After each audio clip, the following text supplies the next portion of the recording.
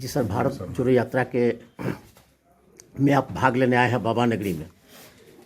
इस यात्रा का अभी तक क्या प्रभाव लोगों पर दिखता है और कितने लोग आपसे जुट रहे हैं? देखिए, आदरणीय राहुल गांधी जी ने भारत जोड़ो यात्रा की शुरुआत जिन उद्देश्यों को लेकर के की थी कि नफरत चरम पर है, महंगाई चरम पर है, बेरोजगारी चरम पर है, उन उद्देश्यों की पूर्ति कहीं ना कहीं हो रही है। आप देखेंगे तो जो प्रधानमंत्री मन की बात और मनमानी करते रहते थे, कहीं ना कहीं कुछ अंकुश लगा है हाल के दिनों में। महंगाई अभी उस तरह से नहीं है जिस तरह से बढ़ती जा रही थी। थोड़ा उनको डर लगता है कि महंगाई अब बढ़ेगी तो जो लाखों लोग सड़क पर उतरे वो करोड़ों में बदल जाएंगे। और हम ये कह सकते हैं कि जो उद्देश्य है आदरणीय राहुल गांधी जी का, उसको हम जन जन तक पहुंचाने में सफल हो रहे हैं। जो घर महंगाई की वजह से टूट रहा था, जो घर बेरोजगारी की वजह से टूट रहा है, जो नफरत की वजह से समाज टूट रहा है, उसको हम कहीं ना कहीं बचाने में कामयाब हो रहे हैं इस यात्रा के माध्यम से। और हमने इसलिए ये संकल्प लिया कि चूंकि आदरणीय राहुल गांधी जी 3570 किलोमीटर घूम रहे हैं, तो हमारे भी जो लोग कार्यकर्ता हैं, हम हैं, कार्यकर्ताओं के साथ कोशिश हो रही है हमारी कि हर पंचायत, हर प्रखंड में ये कार्यक्रम हो। और आप लगातार कवर भी कर रहे हैं कि कई प्रखंडों में हुए हैं, कई प्रखंडों में होना है। और हर जिले में हम लोग उत्साह बढ़ाने के लिए कार्यकर्ताओं का लगातार जा रहे हैं। आज ये 19वां जिला है। हम समझते हैं कि इसका एक बहुत ही अच्छा इम्पैक्ट भी पड़ा है और राहुल गांधी जी के जो उद्देश्य हैं, जो जिन उद्देश्यों को लेकर यात्रा कर रहे हैं, उसको हम मजबूती देने में कामयाब हुए। सर, वोट में आप लोग का रैली जो है, इसका प्रभाव यह कहे कि वोटरों पर इसका प्रभाव कितना पड़ रहा है? अभी कई राज्यों में चुनाव हुआ। नहीं, देखिए, राजनीति करते हैं लेकिन हर वक्त वोटर उस केंद्र बिंदु में हो ये जरूरी नहीं है। हम उसको वोटर के रूप में नहीं देखते, हम जनता के रूप में देखते हैं कि जनता जो त्राहिमाम कर रही है उसको हमको कैसे बचाना है। वोटर के रूप में देखेंगे तो आपको दिखाई देगा कि भाई हिमाचल से उनको जाना पड़ा। अगर आप वोटर के रूप में भी देखते हैं तो वोटर ने हमें सम्मान दिया।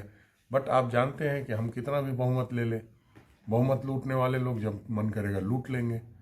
तो ये तो उनकी कार्य संस्कृति है। मेन हमारी लड़ाई यह डर अभी हिमाचल पर यह डर अभी बना हुआ है नहीं, कि हम लोग उनका प्रयास करते हैं कि कार्य संस्कृति में उनके बदलाव, लोगों को राहत मिले।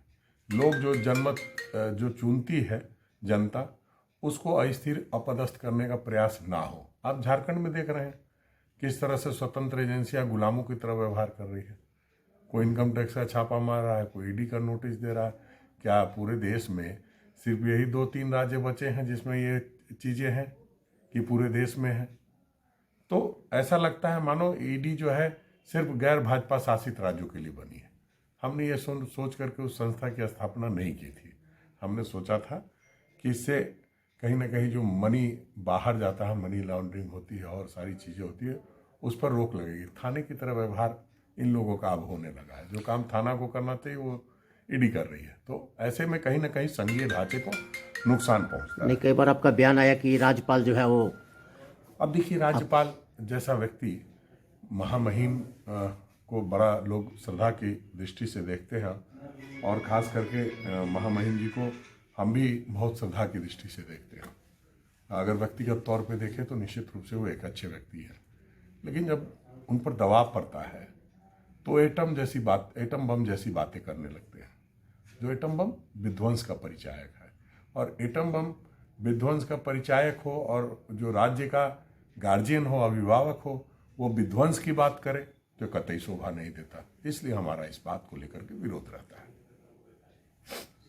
ठीक है। बाबा नगरी में आए हैं भारत जोड़ो यात्रा के साथ, लोगों को क्या कहना चाहेंगे? और अपने देखिए, सबसे पहले तो हम लोग जाते हैं तो बाबा नगरी में आते हैं तो सबसे पहले बाबा के दरबार में जाते हैं और राज्य की खुशहाली के लिए, परिवार की खुशहाली के लिए दुआ करते हैं, प्रार्थना करते हैं, पूजा करते हैं।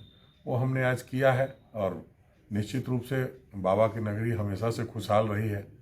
बाबा के रहमो करम पे रहती है, तो निश्चित रूप से बाबा उनका ख्याल रखें। हम लोग तो यही प्रार्थना करते हैं। धन्यवाद। बहुत धन्यवाद। हम लोग को निकलना भी था। नहीं तो हम तो उसी समय से ठीक है, आपका तो ठीक है।